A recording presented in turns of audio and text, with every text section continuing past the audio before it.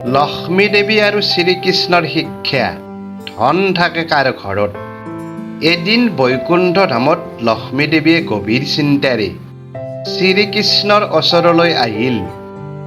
লক্ষ্মী দেৱীয়ে সুধিলে, প্ৰভু, মই বহু মানুহক ধন ঐশ্বৰ্য, সুখ সমৃদ্ধি আৰু সৌভাগ্য দান কৰোঁ, কিন্তু দেখো বহুতে সেই ধন বেছি দিন ৰাখিব নোৱাৰে। কেতিয়াবা হঠাতে ধন শেষ হৈ যায়, কেতিয়াবা সংসাৰত ধনৰ কাৰণে অশান্তি আহে। ইয়াৰ কাৰণ কি? মই দিয়াৰ পাছতো কিয় ধৰি ৰাখিব নোৱাৰে? শ্ৰীকৃষ্ণই মিচিকিয়া হাঁহি মাৰি ক'লে, দেৱী, পৃথিৱীলৈ এবাৰ চাও আহা, তেতিয়াই উত্তৰ পাই যাবা। দুয়ো পৃথিৱীলৈ দৃষ্টি দিলে। প্ৰথমে তেওঁলোকে এজন ধনী বণিকক দেখিলে। মানুহজনৰ ঘৰত সোণ, ৰূপ, ধন সম্পদৰ অভাৱ নাছিল, কিন্তু তেওঁ অত্যন্ত অহংকাৰী আছিল।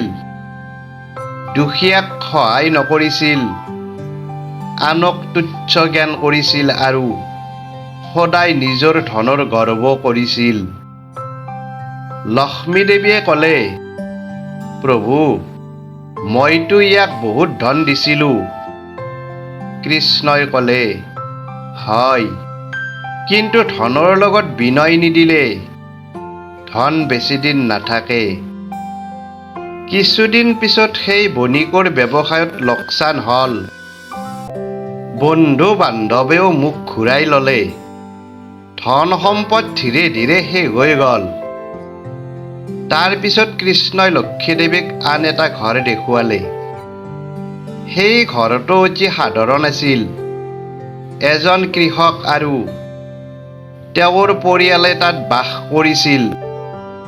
তেওঁলোকৰ ধন কম আছিল, কিন্তু মনত সন্তুষ্টি আছিল। কৃষকে পৰিশ্ৰম কৰিছিল, সততাৰে জীৱিকা অৰ্জন কৰিছিল আৰু যিমান পাৰিছিল আনক সহায় কৰিছিল। এদিন কৃষকে পথত এজন ক্ষুধাৰ্ত বৃদ্ধাক দেখিলে। নিজৰ বাবে থোৱা খাদ্যৰ আধা অংশ তেওঁ বৃদ্ধজনক দি দিলে। লক্ষ্মী দেৱীয়ে আচৰিত হৈ সুধিলে, প্ৰভু, ইয়াৰ নিজৰে কম আছে, তথাপিও কিয় দান কৰিলে? কৃষ্ণই ক'লে, কাৰণ ইয়াৰ হৃদয় ধনতকৈ ডাঙৰ। সময়ৰ লগে লগে কৃষকৰ অৱস্থা উন্নত হ'বলৈ ধৰিলে। খেতিত ভাল ফলন হ'ল, সংসাৰত শান্তি আহিল আৰু সন্মানো বাঢ়িল।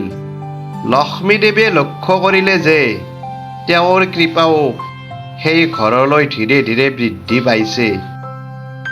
তেতিয়া লক্ষ্মীয়ে ক'লে, এতিয়া বুজিলোঁ প্ৰভু, ধন কেৱল উপাৰ্জন কৰিলেই নহয়, তাক সঠিকভাৱে ব্যৱহাৰ কৰিবও লাগে। কৃষ্ণই ক'লে, সঁচাই দেৱী, যি ঘৰত সততা, পৰিশ্ৰম, কৃতজ্ঞতা আৰু দয়া থাকে, সেই ঘৰত তুমি স্থায়ীভাৱে বাস কৰা। কিন্তু য'ত অহংকাৰ, লোভ, অপচয় আৰু অধৰ্ম থাকে, তাত তুমি বেছিদিন নাথাকা। লক্ষ্মী দেৱীয়ে মূৰ দোলাই ক'লে, ধন আচলতে মানুহৰ পৰীক্ষা। যিজনে ধনক সৎ পথত ব্যৱহাৰ কৰে, সেয়াই ধনৰ প্ৰকৃত অধিকাৰী। শ্ৰীকৃষ্ণই ক'লে, ঠিক কৈছা। ধন ঈশ্বৰৰ আশীৰ্বাদ, কিন্তু চৰিত্ৰ হৈছে সেই আশীৰ্বাদ ধৰি ৰখাৰ পাত্ৰ। পাত্ৰ যদি ফুটা হয়, তেন্তে যিমানেই ধন ঢালা নহওক, এদিন ওলাই যাবই। লক্ষ্মী দেৱীৰ সকলো সংশয় দূৰ হ'ল। তেওঁ বুজিলে যে ধন সম্পদৰ স্থায়িত্ব ভাগ্যতকৈও বেছি মানুহৰ আচৰণ আৰু চৰিত্ৰৰ ওপৰত নিৰ্ভৰ কৰে। শিক্ষা: ধন লাভ কৰাতকৈ ধনক সৎভাৱে ব্যৱহাৰ কৰাটো অধিক গুৰুত্বপূৰ্ণ। অহংকাৰ আৰু লোভে লক্ষ্মীক দূৰলৈ ঠেলি দিয়ে। দয়া, সততা, পৰিশ্ৰম আৰু বিনয়ে ধন সম্পদক স্থায়ী কৰে। ধন ঈশ্বৰৰ আশীৰ্বাদ, কিন্তু চৰিত্ৰ সেই আশীৰ্বাদ ৰক্ষা কৰা শক্তি।